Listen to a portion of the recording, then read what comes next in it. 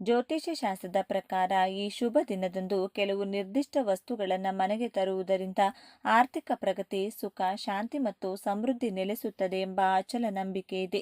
ಹಾಗಾದ್ರೆ ಈ ದಿನ ನಿಮ್ಮ ಅದೃಷ್ಟ ಬದಲಿಸಲು ಮನೆಗೆ ತರಬೇಕಾದ ಆ 5 ಅದೃಷ್ಟದ ವಸ್ತುಗಳು ಯಾವುವು? ಕಂಪ್ಲೀಟ್ ಡೀಟೇಲ್ಸ್ ನೋಡೋಣ ಬನ್ನಿ. ಇನ್ನು ದಾಸವಾಳ ಹೂವಿನ ಗಿಡದಿಂದ ಈ ಒಂದು ಚಿಕ್ಕ ಪರಿಹಾರ ಮಾಡಿದ್ರೆ ಒಂದೇ ಒಂದು ವರ್ಷದೊಳಗೆ ಚಿನ್ನದ ಒಡವೆಯನ್ನ ಕೊಂಡುಕೊಳ್ಳುತ್ತೀರಾ. ಈ ಮಾತು ಪಂಡಿತರು ಹಾಗೂ ನಮ್ಮ ಶಾಸ್ತ್ರಗಳು ಹೇಳ್ತಾ ಇದೆ. ಶಾಸ್ತ್ರಗಳಲ್ಲಿ ಹೇಳಿರುವ ಪ್ರಕಾರ ದಾಸವಾಳ ಗಿಡದಿಂದ ಮಾಡುವಂತ ಪರಿಹಾರ ಏನು ಅನ್ನೋದು ಈ ವಿಡಿಯೋದಲ್ಲಿ ತಿಳಿಸಿಕೊಡ್ತೀವಿ. ಇದು ತುಂಬಾನೇ ಚಿಕ್ಕ ಪರಿಹಾರ, ಹಾಗೆ ಈಸಿ ಪರಿಹಾರ ಕೂಡ, ಆದ್ರೆ ತುಂಬಾನೇ ಪವರ್ಫುಲ್ ಆಗಿದೆ. ಹಾಗಾಗಿ ವಿಡಿಯೋ ಫುಲ್ ಆಗಿ ಸ್ಕಿಪ್ ಮಾಡದೆ ನೋಡಿ. ಆದ್ರೆ ಅದಕ್ಕೂ ಮುಂಚೆ ನೀವಿನ್ನು ನಮ್ಮ ಚಾನೆಲ್ನ ಸಬ್ಸ್ಕ್ರೈಬ್ ಮಾಡ್ಕೊಂಡಿಲ್ಲ ಅಂದ್ರೆ ಖಂಡಿತ ಈಗಲೇ ಸಬ್ಸ್ಕ್ರೈಬ್ ಮಾಡ್ಕೊಳ್ಳಿ. ಹಾಗೆ ಈ ವಿಡಿಯೋ ಇಷ್ಟ ಆದ್ರೆ ಮರೆಯದೆ ಒಂದು ಲೈಕ್ ಕೊಡಿ. ಎಲ್ಲರೂ ಭಕ್ತಿಯಿಂದ ಓಂ ಶ್ರೀ ಮಹಾಲಕ್ಷ್ಮಿ ನಮಃ ಅಂತ ಕಮೆಂಟ್ ಮಾಡಿ. ಸಮೃದ್ಧಿಯ ಸಂಕೇತ ಕಲ್ಲುಪ್ಪು. ಹಳೆಯ ಕಾಲದಿಂದಲೂ ಉಪ್ಪನ್ನ ಲಕ್ಷ್ಮಿಯ ಸ್ವರೂಪ ಮತ್ತು ಶುದ್ಧತೆಯ ಸಂಕೇತ ಎನ್ನಲಾಗುತ್ತದೆ. ಈ ದಿನ ಹೊಸದಾಗಿ ಒಂದು ಪ್ಯಾಕೆಟ್ ಕಲ್ಲುಪ್ಪು ಖರೀದಿಸಿ ಮನೆಗೆ ತಂದ್ರೆ ಹಣಕಾಸಿನ ಹರಿವು ಸುಗಮವಾಗುತ್ತದೆ. ಇದು ಮನೆಯಲ್ಲಿರುವ ನಕಾರಾತ್ಮಕ ಶಕ್ತಿಯನ್ನ ಹೊರಹಾಕಿ ಶಾಂತಿ ನೆಲೆಸುವಂತೆ ಮಾಡುತ್ತದೆ. ಲಕ್ಷ್ಮಿಯ ರೂಪ ಅಕ್ಕಿ. ಅಕ್ಕಿಯನ್ನ ಅನ್ನಪೂರ್ಣೇಶ್ವರಿಯ ಸ್ವರೂಪವೆಂದು ಪರಿಗಣಿಸಲಾಗುತ್ತದೆ. ಈ ದಿನ ಹೊಸ ಅಕ್ಕಿಯನ್ನ ಮನೆಗೆ ತಂದು ತಟ್ಟೆಯಲ್ಲಿ ಹರಡಿ ಅರಿಶಿನ ಕುಂಕುಮದಿಂದ ಪೂಜಿಸಿ ಹಣ ಇಡುವ ಜಾಗದಲ್ಲಿಟ್ರೆ ಮನೆಯಲ್ಲಿ ಧನಧಾನ್ಯಗಳಿಗೆ ಎಂದಿಗೂ ಕೊರತೆಯಾಗುವುದಿಲ್ಲ ಎಂಬ ನಂಬಿಕೆ ಇದೆ. ಸೌಭಾಗ್ಯ ತರುವ ಅರಿಶಿನದ ಕೊಂಬು. ಮಹಾಲಕ್ಷ್ಮಿ ಮತ್ತು ವಿಷ್ಣುವಿಗೆ ಅತ್ಯಂತ ಪ್ರಿಯವಾದ ಅರಿಶಿನ ಸಕಲ ಶುಭ ಕಾರ್ಯಗಳ ಮೂಲ. ಈ ದಿನ ಸಮ ಸಂಖ್ಯೆಯಲ್ಲಿ ಅರಿಶಿನದ ಕೊಂಬುಗಳನ್ನು ತಂದು ತೋರಣ ಮಾಡಿ ಮುಖ್ಯ ದ್ವಾರಕ್ಕೆ ಕಟ್ಟಬೇಕು. ಇದರಿಂದ ಮನೆಯೊಳಗೆ ಧನಾಕರ್ಷಣೆಯಾಗಿ ವ್ಯಾಪಾರ ವ್ಯವಹಾರದಲ್ಲಿ ಲಾಭ ಉಂಟಾಗುತ್ತದೆ. ದೈವಿಕ ಶಕ್ತಿಯ ಶಂಖ. ಶಂಖವು ಪವಿತ್ರತೆ ಮತ್ತು ವಿಜಯದ ಸಂಕೇತ. ಈ ದಿನ ದಕ್ಷಿಣಾವರ್ತಿ ಶಂಖವನ್ನ ಮನೆಗೆ ತಂದು ಪೂಜಾ ಕೋಣೆಯಲ್ಲಿರಿಸುವುದರಿಂದ ಆರ್ಥಿಕ ಸಂಕಷ್ಟಗಳು ದೂರವಾಗುತ್ತವೆ. ಇದು ಮನೆಯ ವಾತಾವರಣವನ್ನ ಶುದ್ಧೀಕರಿಸಿ ದೈವಿಕ ಶಕ್ತಿಯನ್ನ ಆಕರ್ಷಿಸುತ್ತದೆ. ಅದೃಷ್ಟದ ಒಂಟಿ ಕಣ್ಣಿನ ತೆಂಗಿನಕಾಯಿ.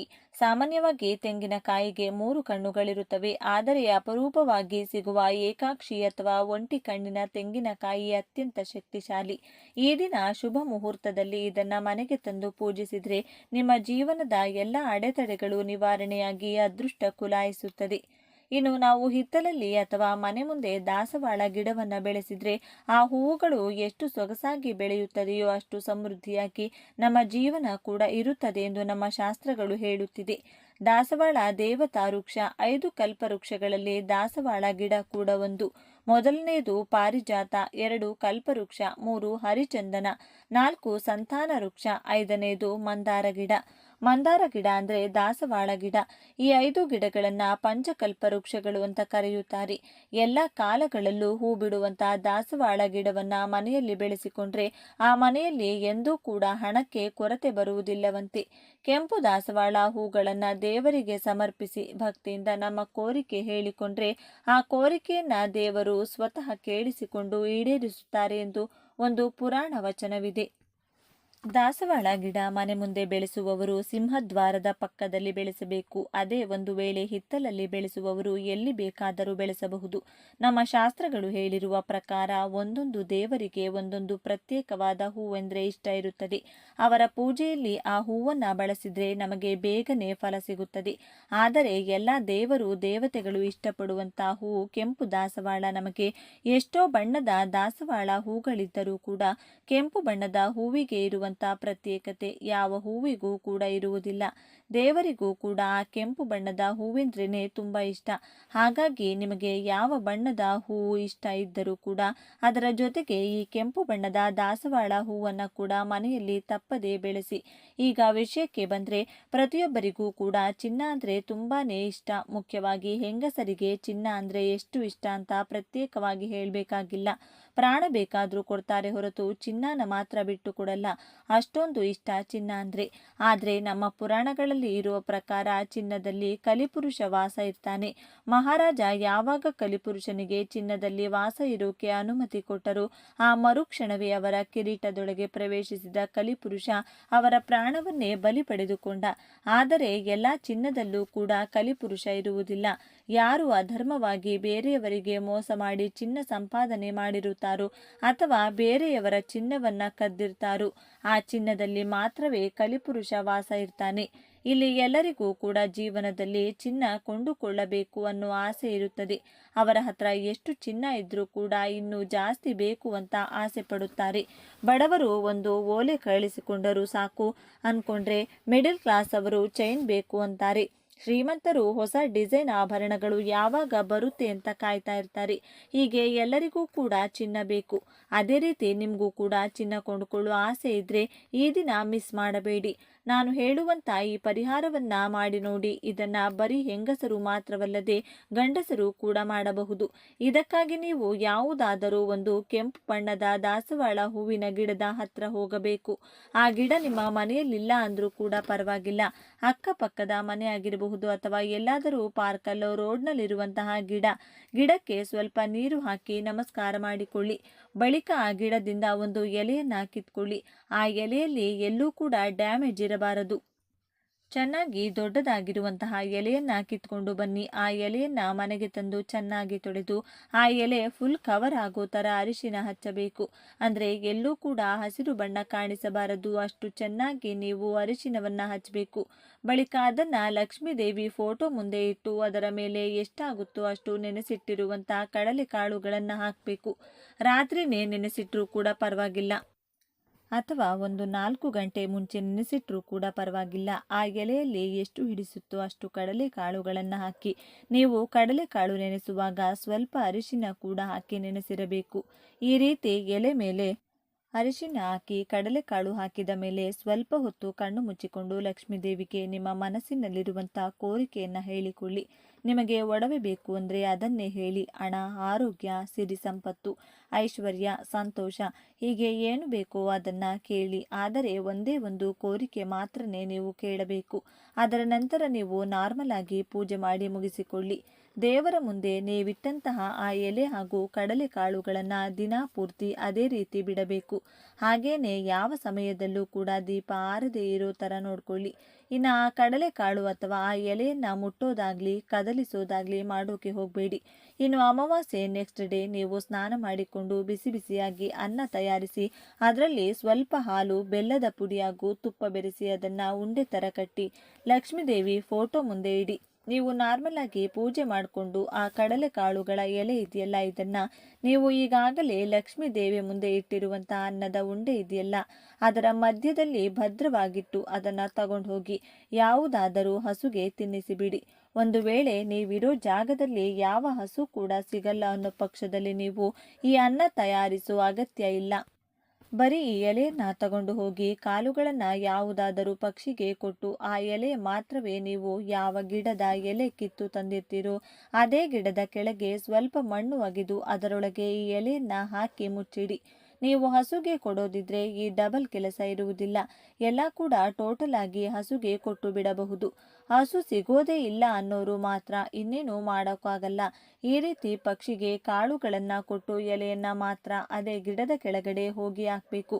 ಈ ಒಂದು ಚಿಕ್ಕ ಪರಿಹಾರ ಮಾಡಿಕೊಂಡ್ರೆ ಖಂಡಿತ 1 ವರ್ಷದ ಒಳಗೆ ನೀವು ಕೇಳಿರುವಂತ ಕೋರಿಕೆ ಈಡೇರುತ್ತದೆ. ಒಂದು ವೇಳೆ ಚಿನ್ನ ಬೇಕು ಅಂತ ನೀವು ಕೇಳಿದ್ರೆ 1 ವರ್ಷದ ಒಳಗಡೆ ನಿಮ್ಮ ಚಿನ್ನ ಕೊಂಡುಕೊಳ್ತೀರಾ.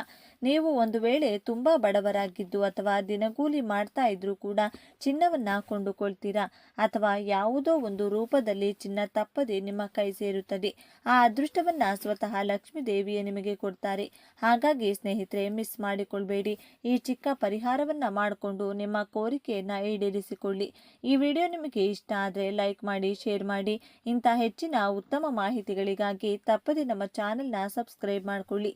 ಇನ್ನು ಈ ದಿನ ಬಹಳ ಶಕ್ತಿಶಾಲಿ. ಇಂತಹ ಶಕ್ತಿಶಾಲಿ ಈ ದಿನದಂದು ಬೇವಿನ ಮರದ ಬಳಿ ಇದನ್ನು ಇಟ್ಟರೆ ಸಾಕು, ಕ್ಷಣಾರ್ಧದಲ್ಲಿ ನಿಮ್ಮ ಕಷ್ಟಗಳು ಮತ್ತು ದಾರಿದ್ರ್ಯಗಳು ದೂರವಾಗುತ್ತವೆ. ನಿಮ್ಮ ಅದೃಷ್ಟ ಬದಲಾಗಿ ಲಕ್ಷಗಳಲ್ಲ ಕೋಟಿಗಳು ಬಂದು ಬೀಳುತ್ತವೆ. ತೊಟ್ಟಿದ್ದೆಲ್ಲ ಚಿನ್ನದಂತೆ ಆಗುತ್ತದೆ. ಅಷ್ಟು ಶಕ್ತಿಶಾಲಿಯಾಗಿ ಈ ಪರಿಹಾರವು ಕೆಲಸ ಮಾಡುತ್ತದೆ. ಈ ಪರಿಹಾರವನ್ನು ಕೆಲವು ನಿಯಮಗಳೊಂದಿಗೆ ಮಾಡಬೇಕಾಗುತ್ತದೆ. ಈ ಚಿಕ್ಕ ಪರಿಹಾರವನ್ನು ಮಾಡಿದರೆ 2 ನಿಮಿಷಗಳಲ್ಲಿ ನಿಮ್ಮ ದಾರಿದ್ರ್ಯವೆಲ್ಲ ಹೋಗಿ ಲಕ್ಷಗಳಲ್ಲ ಕೋಟಿಗಳು ಬಂದು ಬೀಳುತ್ತವೆ. ಇನ್ನು ನಿಮಗೆ ಕೊರತೆ ಇರುವುದಿಲ್ಲ, ಅಪ್ರತಿಮ ರಾಜಯೋಗ ಬರುತ್ತದೆ. ಹಾಗಾದರೆ ಈ ದಿನ ಬೇವಿನ ಮರದ ಬುಡದಲ್ಲಿ ಏನು ಮಾಡಬೇಕು ಎಂಬುದನ್ನು ಈಗ ನಾವು ಈ ವಿಡಿಯೋದಲ್ಲಿ ವಿವರವಾಗಿ ತಿಳಿದುಕೊಳ್ಳೋಣ. ಅದಕ್ಕೂ ಮುಂಚೆ ನೀವಿನ್ನೂ ಚಾನಲ್ಗೆ ಸಬ್ಸ್ಕ್ರೈಬ್ ಆಗಿಲ್ಲ ಅಂದರೆ ಈಗಲೇ ಸಬ್ಸ್ಕ್ರೈಬ್ ಆಗಿ, ಹಾಗೆ ವಿಡಿಯೋಗೆ ಲೈಕ್ ಮಾಡಿ, ವಿಡಿಯೋ ಸ್ಕಿಪ್ ಮಾಡದೆ ಕೊನೆ ತನಕ ನೋಡಿ. ಎಲ್ಲರೂ ಭಕ್ತಿಯಿಂದ ಓಂ ಶ್ರೀ ಮಹಾಲಕ್ಷ್ಮಿ ನಮಃ ಅಂತ ಕಮೆಂಟ್ ಮಾಡಿ. ಈ ದಿನ ಬೇವಿನ ಮರದ ಬಳಿ ನೀವು ಇದನ್ನು ಒಂದನ್ನು ಹಾಕೋದ್ರಿಂದ ನಿಮ್ಮ ಜೀವನದಲ್ಲಿರುವ ದೋಷಗಳು, ಸಮಸ್ಯೆಗಳು, ಅಷ್ಟದರಿದ್ರಗಳು ಎಲ್ಲವೂ ದೂರವಾಗಿ ಆ ಲಕ್ಷ್ಮೀ ದೇವಿಯ ಅನುಗ್ರಹದಿಂದ ಅಷ್ಟೈಶ್ವರ್ಯಗಳು ಖಂಡಿತ ಸಿದ್ಧಿಸುತ್ತವೆ. ಮನುಷ್ಯರಾದ ಮೇಲೆ ಎಲ್ಲರೂ ಒಂದೊಂದು ಸಮಸ್ಯೆಯಿಂದ ಬಳಲುತ್ತಿರುತ್ತೇವೆ. ಪ್ರತಿ ಮನೆಗೂ ಒಂದು ಸಮಸ್ಯೆ, ಪ್ರತಿ ಮನುಷ್ಯನಿಗೂ ಒಂದು ಸಮಸ್ಯೆ ಇರುತ್ತದೆ. ಕೆಲವರು ಹೊರಗೆ ಹೇಳಿಕೊಳ್ತಾರೆ, ಕೆಲವರು ಹೇಳಿಕೊಳ್ಳುವುದಿಲ್ಲ. ಏಕೆಂದರೆ ಹೇಳಿಕೊಳ್ಳಲಾಗದ ಕೆಲವು ಸಮಸ್ಯೆಗಳು ಇರುತ್ತವೆ.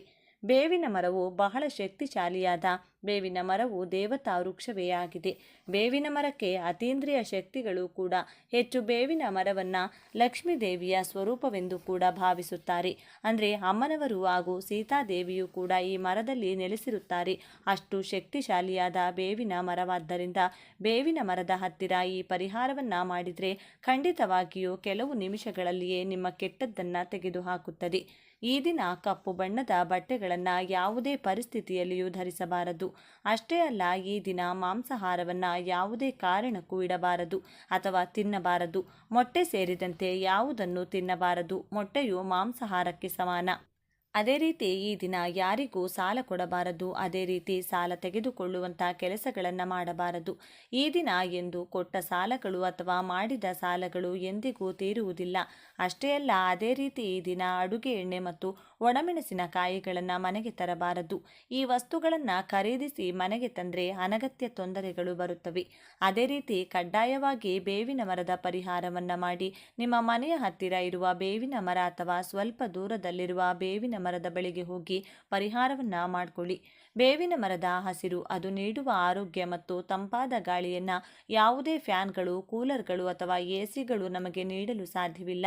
ಬೇವಿನ ಮರವು ಅದ್ಭುತವಾದ ಆಮ್ಲಜನಕವನ್ನು ನೀಡುತ್ತದೆ. ಬೇವಿನ ಮರದ ಕೆಳಗೆ ಸ್ವಲ್ಪ ಸಮಯ ಕುಳಿತು ಆ ಗಾಳಿಯನ್ನು ಸೇವಿಸಿದರೆ ನಮ್ಮ 100 ರೋಗಗಳು ಕಡಿಮೆಯಾಗುತ್ತವೆ. ಇಷ್ಟು ಆರೋಗ್ಯಕರ ಗಾಳಿಯನ್ನು ಬೇವಿನ ಮರ ಒದಗಿಸುತ್ತದೆ. ಬೇವಿನ ಮರ ಇರುವಲ್ಲಿ ಒಂದು ಉತ್ತಮ ಸಕಾರಾತ್ಮಕ ಶಕ್ತಿ ಇರುತ್ತದೆ. ಬೇವಿನ ಮರ ಇರುವ ಮನೆಯಲ್ಲಿ ಜಗಳಗಳು, ಸಮಸ್ಯೆಗಳು ಕಡಿಮೆ ಇರುತ್ತವೆ. ಆರೋಗ್ಯವು ಚೆನ್ನಾಗಿತ್ತು. ಬೇವಿನ ಎಲೆಗಳು ಸಹ ಆಯುರ್ವೇದದ ಪ್ರಕಾರ ನಮಗೆ ತುಂಬ ಒಳ್ಳೆಯದು. ಒಂದು ಹಿಡಿ ಬೇವಿನ ಎಲೆಗಳನ್ನು ಈ ದಿನ ಸ್ನಾನ ಮಾಡುವ ನೀರಿನಲ್ಲಿ ಹಾಕಿ ಸ್ನಾನ ಮಾಡಿದರೆ ನಿಮಗೆ ಇರುವ ಅನಾರೋಗ್ಯ ಸಮಸ್ಯೆಗಳು, ಪಿತೃದೋಷಗಳು, ಪಾಪಗಳು, ಶನಿ ದೋಷಗಳು ಎಲ್ಲವೂ ನಿವಾರಣೆಯಾಗಿ ನೀವು ಮುಟ್ಟಿದ್ದೆಲ್ಲ ಚಿನ್ನವಾಗುತ್ತದೆ. ಬೇವಿನ ಎಲೆಗಳನ್ನು ಹಾಕೋದ್ರಿಂದ ನೀವು ಶಕ್ತಿವಂತರಾಗಿ ನಿಮ್ಮ ಆರೋಗ್ಯವು ಉತ್ತಮವಾಗಿರುತ್ತದೆ. ಹೊಸ ಉತ್ಸಾಹ, ಉಲ್ಲಾಸ ಮತ್ತು ಹೊಸ ಆಯುಷ್ಯದೊಂದಿಗೆ ಜೀವನವನ್ನು ಪ್ರಾರಂಭಿಸಲು ಸಾಧ್ಯವಾಗುತ್ತದೆ. ಅಷ್ಟು ಶಕ್ತಿಶಾಲಿ. ಇನ್ನು ಬೇವಿನ ಮರದ ಬಳಿ ನಾವು ಏನು ಮಾಡಬೇಕು ಅಂದರೆ, ಇದಕ್ಕಾಗಿ ಮೊದಲು ನೀವು ಒಂದು ಬಿಳಿ ಕಾಗದವನ್ನು ತೆಗೆದುಕೊಂಡ ನಂತರ ಆ ಕಾಗದದ ಮೇಲೆ ನಿಮ್ಮ ಸಮಸ್ಯೆಯನ್ನು ಬರೆಯಿರಿ. ಅಂದರೆ ನೀವು ಯಾವ ಸಮಸ್ಯೆಯ ಬಗ್ಗೆ ಈ ಪರಿಹಾರವನ್ನು ಮಾಡ್ತಿದ್ದೀರಿ ಆ ಸಮಸ್ಯೆಯನ್ನು ಬರೆಯಿರಿ. ಹಣಕ್ಕಾಗಿ ಮಾಡುತ್ತಿದ್ದೀರಾ ಅಥವಾ ಗಂಡ ಹೆಂಡತಿಯರ ನಡುವಿನ ಜಗಳಗಳು ಕಡಿಮೆಯಾಗಬೇಕೆಂದು ಮಾಡ್ತಿದ್ದೀರಾ, ಸಾಲಗಳು ತೀರಬೇಕೆಂದು ಮಾಡ್ತಿದ್ದೀರಾ, ಹೀಗೆ ನಿಮಗೆ ಇರುವ ಸಮಸ್ಯೆಯನ್ನು ಬರೆಯಿರಿ. ಬರೆದ ನಂತರ ಆ ಕಾಗದದ ಮೇಲೆ ಒಂದು ಚಮಚ ಕಪ್ಪು ಸಾಸಿವೆ ಹಾಕಿ. ಈ ಕಪ್ಪು ಸಾಸಿವೆ ತುಂಬ ಶಕ್ತಿಶಾಲಿಯಾಗಿರೋದ್ರಿಂದ ಒಂದು ಚಮಚ ಕಪ್ಪು ಸಾಸಿವೆ, ಹಾಗೆ ಒಂದು ಚಮಚ ಕಲ್ಲುಪ್ಪು ಹಾಕಿ. ನಂತರ ಕುಂಕುಮ ಕೆಂಪು ಬಣ್ಣದಲ್ಲಿರುವುದರಿಂದ ಈ ಅಮಾವಾಸ್ಯೆಯ ದಿನ ಕೆಟ್ಟ ದೃಷ್ಟಿಯನ್ನು ತೆಗೆದುಹಾಕಲು ಇದು ತುಂಬ ಉಪಯುಕ್ತವಾಗಿದೆ. ಇವುಗಳ ಜೊತೆಗೆ ಒಣಮೆಣಸಿನಕಾಯಿಗಳನ್ನು ಹಾಕಿ. 4 ಒಣಮೆಣಸಿನಕಾಯಿಗಳು ಸಾಕು. ಆ ಮೆಣಸಿನಕಾಯಿಗಳನ್ನು ಸಹ ಆ ಕಾಗದದಲ್ಲಿ ಹಾಕಿ. ನಮ್ಮ ಪೂರ್ವಿಕರು ಮೊದಲು ಉಪ್ಪು, ಒಣಮೆಣಸಿನಕಾಯಿಗಳಿಂದ ದೃಷ್ಟಿ ತೆಗೆಯುತ್ತಿದ್ದರು. ಮಕ್ಕಳಿಗೆ ಜ್ವರ ಇತ್ಯಾದಿ ಬಂದಾಗ ದೃಷ್ಟಿ ತೆಗೆಯುತ್ತಿದ್ದರು. ದೃಷ್ಟಿ ತೆಗೆದರೆ ಆ ಜ್ವರಗಳು ತಕ್ಷಣ ಕಡಿಮೆಯಾಗುತ್ತಿದ್ದವು. ಆದ್ದರಿಂದ ಅಷ್ಟು ಶಕ್ತಿಶಾಲಿ ಕೆಂಪು ಮೆಣಸಿನಕಾಯಿಗಳು. ಇವು ಕೂಡ ಕೆಂಪು ಬಣ್ಣದಲ್ಲಿರುತ್ತವೆ. ಕೆಟ್ಟದ್ದನ್ನು ಚೆನ್ನಾಗಿ ತೆಗೆದುಹಾಕುತ್ತವೆ. ಹೀಗೆ ಈ ಕಾಗದದ ಮೇಲೆ ಸಮಸ್ಯೆಯನ್ನು ಬರೆದು ಒಂದು ಚಮಚ ಸಾಸಿವೆ, ಒಂದು ಚಮಚ ಕಲ್ಲುಪ್ಪು, ಚಿಟಿಕೆ ಕುಂಕುಮ, 4 ಒಣಮೆಣಸಿನಕಾಯಿಗಳು ಇವೆಲ್ಲವನ್ನು ಆ ಕಾಗದದಲ್ಲಿ ಹಾಕಿ. ಆ ಕಾಗದದ ಮೇಲೆ ನಿಮ್ಮ ಸಮಸ್ಯೆಯನ್ನು ಕೆಂಪು ಬಣ್ಣದ ಸ್ಕೆಚ್ ಪೆನ್ನಿಂದ ಬರೆಯಬೇಕು. ನೆನಪಿಡಿ, ಕೆಂಪು ಬಣ್ಣದ ಸ್ಕೆಚ್ ಪೆನ್ನಿಂದ ನಿಮ್ಮ ಸಮಸ್ಯೆಯನ್ನು ಬರೆದು ಒಟ್ಟು 5 ವಸ್ತುಗಳನ್ನು ಹಾಕಿ. ಅಂದರೆ ಕಪ್ಪು ಸಾಸಿವೆ, ಕಲ್ಲುಪ್ಪು, ಚಿಟಿಕೆ ಕುಂಕುಮ, 4 ಒಣಮೆಣಸಿನಕಾಯಿಗಳು ಈ 5 ವಸ್ತುಗಳನ್ನು ಆ ಕಾಗದದಲ್ಲಿ ಹಾಕಿದ ನಂತರ ಚಿಕ್ಕ ಮೂಟೆ ಕಟ್ಟಿ ಆ ನಂತರ ಈ ಚಿಕ್ಕ ಮೂಟೆಯನ್ನು ತೆಗೆದುಕೊಂಡು ನೀವು ಬೇವಿನ ಮರದ ಬಳಿಗೆ ಹೋಗಬೇಕು. ನೀವು ಸಂಧ್ಯಾ ಸಮಯದಲ್ಲಿ ಅಂದರೆ ಸುಮಾರು 4 ಗಂಟೆಯಿಂದ 6 ಗಂಟೆಯ ನಡುವೆ ಹೋಗಬೇಕು. ನೀವು ಬೇವಿನ ಮರದ ಹತ್ತಿರ ಹೋಗಿ ಆ ಚಿಕ್ಕ ಮೂಟೆಯನ್ನು ಕೈಯಲ್ಲಿ ಹಿಡಿದುಕೊಂಡು ನಿಮ್ಮ ಸಂಕಲ್ಪವನ್ನು ಹೇಳಿಕೊಳ್ಬೇಕು.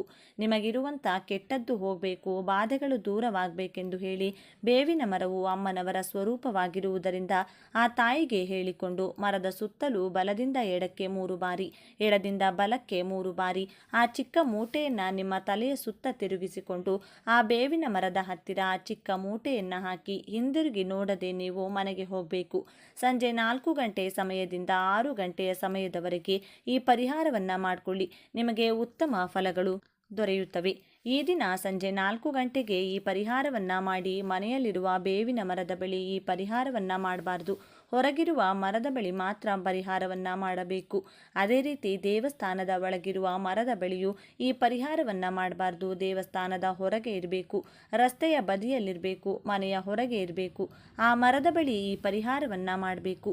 ಆ ಚಿಕ್ಕ ಮೂಟೆಯನ್ನು ಮರದ ಬಳಿ ಹಾಕುವ ಮೊದಲು ಬೇವಿನ ಮರವನ್ನು ಸ್ಪರ್ಶಿಸಿ ನಮಸ್ಕರಿಸಿ ನಿಮಗೆ ಸಾಧ್ಯವಾದರೆ ಆ ಬೇವಿನ ಮರಕ್ಕೆ 1 ಚೊಂಬು ನೀರನ್ನು ಹಾಕಿ ಆ ಬೇವಿನ ಮರದ ಸುತ್ತ ಪ್ರದಕ್ಷಿಣೆಗಳನ್ನು ಮಾಡಿ ಆ ನಂತರ ಚೆನ್ನಾಗಿ ನಿಮ್ಮ ಸಂಕಲ್ಪ ಹೇಳಿಕೊಂಡು ಈ ಚಿಕ್ಕ ಮೂಟೆಯನ್ನು ನಿಮ್ಮ ತಲೆಯ ಸುತ್ತ ಬಲದಿಂದ ಎಡಕ್ಕೆ 3 ಬಾರಿ, ಎಡದಿಂದ ಬಲಕ್ಕೆ 3 ಬಾರಿ ತಿರುಗಿಸಿ ಆ ಬೇವಿನ ಮರದ ಬುಡದಲ್ಲಿ ಹಾಕಿ ಹಿಂದಿರುಗಿ ನೋಡದೆ ಮನೆಗೆ ಹೋಗಿ. ಇದರಲ್ಲಿ ಹಾಕಿರುವ ಪ್ರತಿಯೊಂದು ಕೂಡ ಬಹಳ ಶಕ್ತಿಶಾಲಿಯಾಗಿದೆ. ಸಾಸಿವೆ ದೃಷ್ಟಿ ತೆಗೆದುಹಾಕುತ್ತದೆ, ಕಪ್ಪು ಬಣ್ಣದಲ್ಲಿರುತ್ತವೆ. ಕಪ್ಪು ಕೂಡಲೇ ಕೆಟ್ಟದ್ದನ್ನು ತೆಗೆದುಹಾಕುತ್ತದೆ. ಬಹಳ ಶಕ್ತಿಶಾಲಿ ಸಾಸಿವೆ ನಮಗೆ ಚಿಕ್ಕದಾಗಿರುತ್ತದೆ.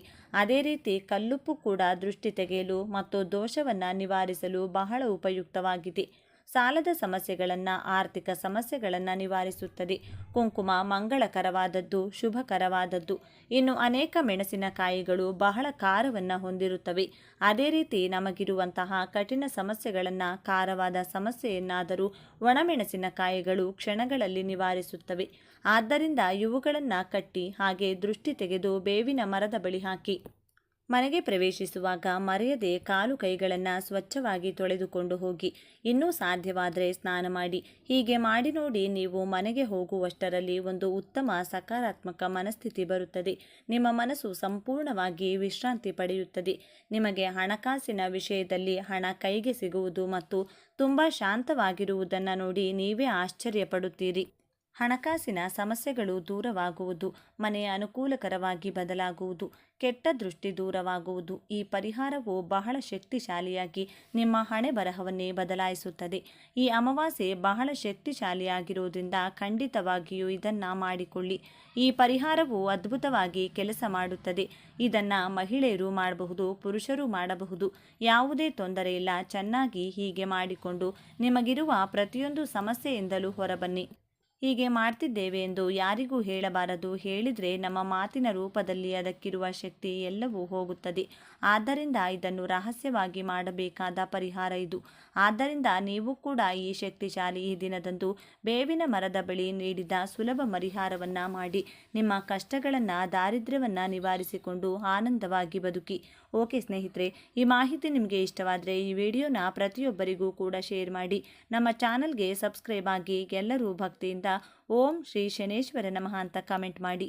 ಧನ್ಯವಾದಗಳು.